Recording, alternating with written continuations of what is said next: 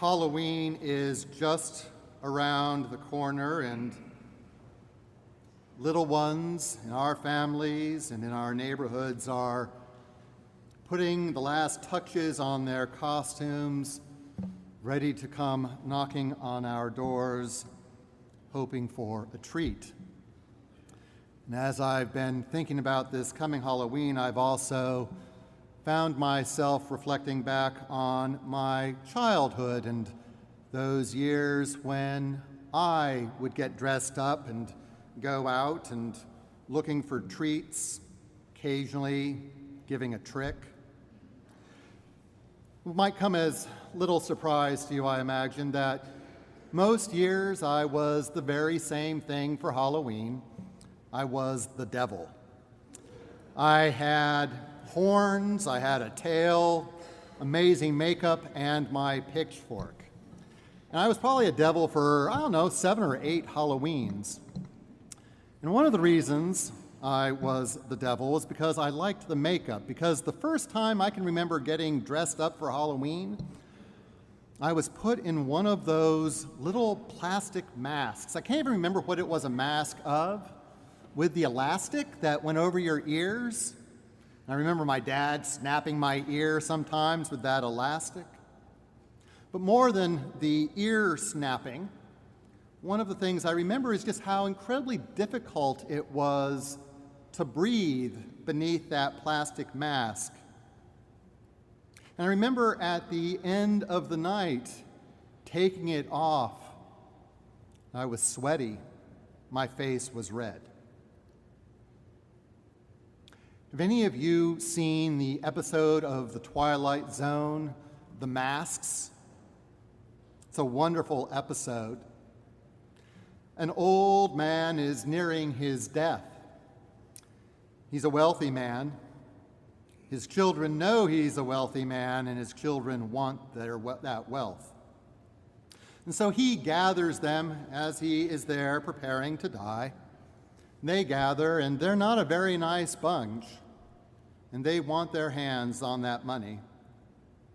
He says, it'll come, but first this night you need to put on these masks. And he gives each of them a grotesque-looking mask.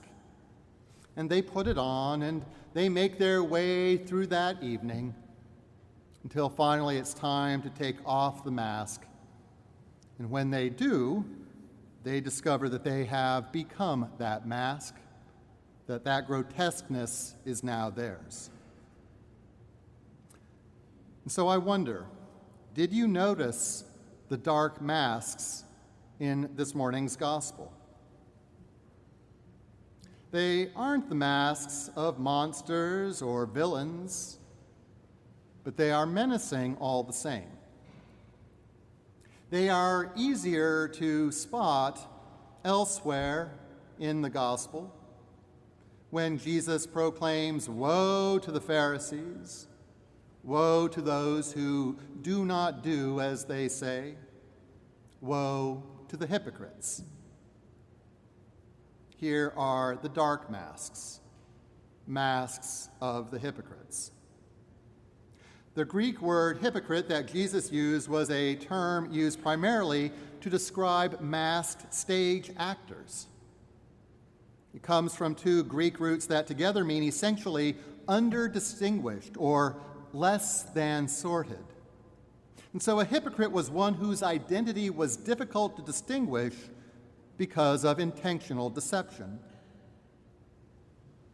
In the case of ancient Greek actors, of course, the deception was harmless, a part of the evening's entertainment.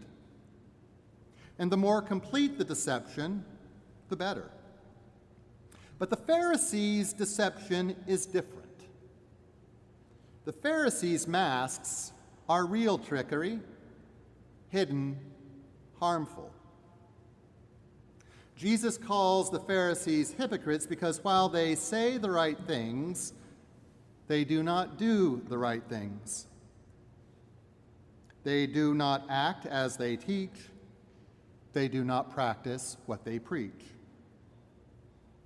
They may preach the good news of binding up the brokenhearted and proclaiming liberty to the captives, But then they tie up heavy burdens hard to bear and lay the bruising weight of an over-scrupulous legalism upon the shoulders of their followers. They may teach that the law of the Lord is one that is written on the heart, but then they make the fringes of their prayer shawls long and their prayers ostentatious. And the Pharisees may say, "Do justice, love mercy, walk humbly with your God." But then they walk right up to the head of the table, to the seats of honor in the synagogue, trying to draw as many admiring looks as possible along the way. They say one thing and do another. They are hypocrites. They wear the mask of piety, the mask of humility, the mask of faithful, God-loving, commandment-following people, but under that mask, their faces are red and sweating with the effort of trying to inhale as much stuff, as many accolades as they possibly can. They wear masks as they preach the word of God, which is truly terrifying. What is even more terrifying is the thought that we might do the same. There is, as I'm sure you know, ample evidence that the world out there thinks that this is exactly what we Christians do. For example, in 2007, the well-known Barna Group conducted a survey of young people aged 16 to 29 about their perceptions of Christianity in America. The results were staggering. Within the portion of the survey group who self-identified as non-Christian, guess what percentage stated that they perceive Christians as being fundamentally hypocritical? Any guesses? 85.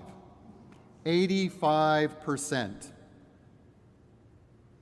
Well, we might say, well, those are non-Christians. The number must be different among those who are believers. And it is. It's lower. Only 50%.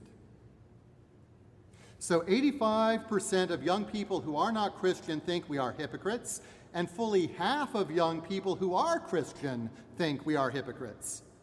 And I know that this survey is 7 years old, and I know that survey data can be manipulated, but turn your head and look around you.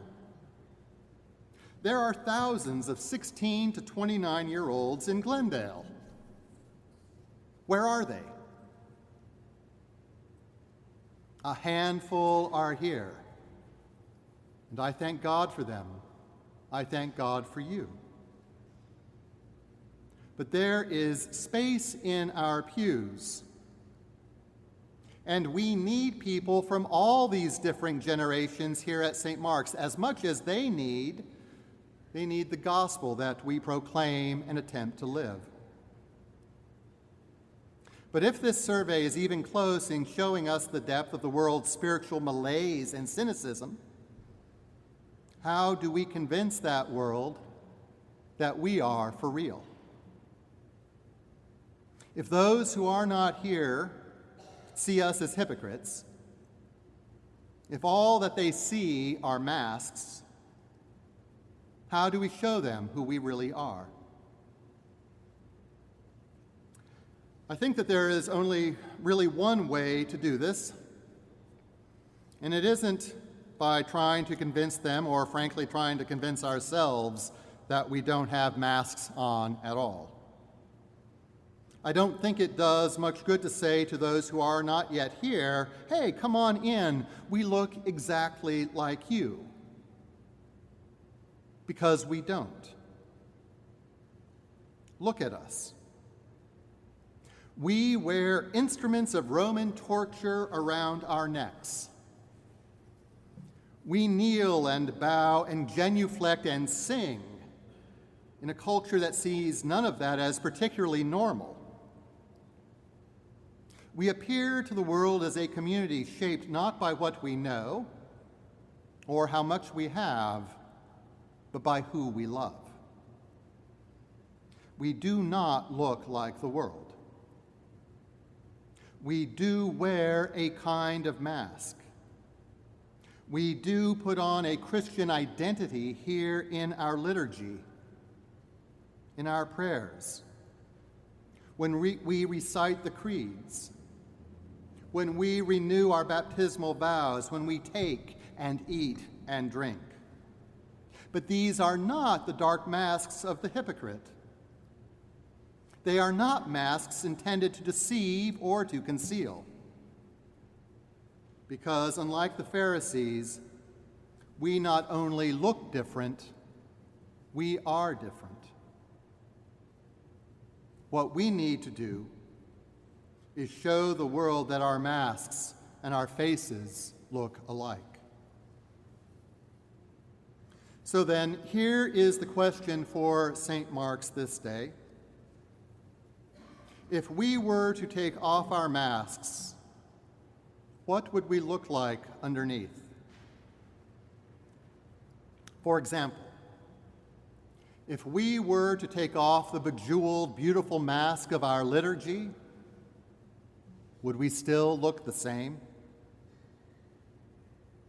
When we leave this sacred space, do we carry with us a deep honor and reverence for the stuff of the world around us? Do we still bow our heads before the holy encountered in the ordinary and genuflect before Christ in each other? Or if we were to take off the gritty, realistic mask of our service in this place and around the world, would we still look the same? When we leave from feeding the hungry or volunteering at Iris, do we still live generously in the rest of our lives, giving of our time, our money, our prayers? Are we still dedicated to the kind of concern and advocacy for those who carry heavy burdens in this world? Beneath the masks of our liturgy, our service, our prayer, our adoration, our giving, our learning, do we look the same?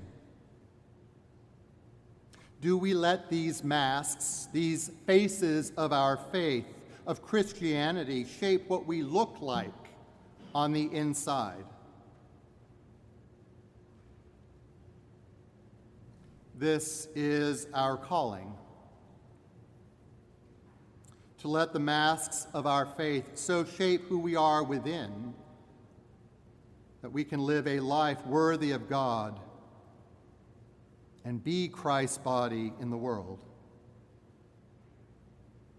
This is what Christ passionately desires of us, that we go from this place and do as we say here, that we go and practice what we preach here, that our faces shine with the same light of truth and love that is engraved upon our hearts.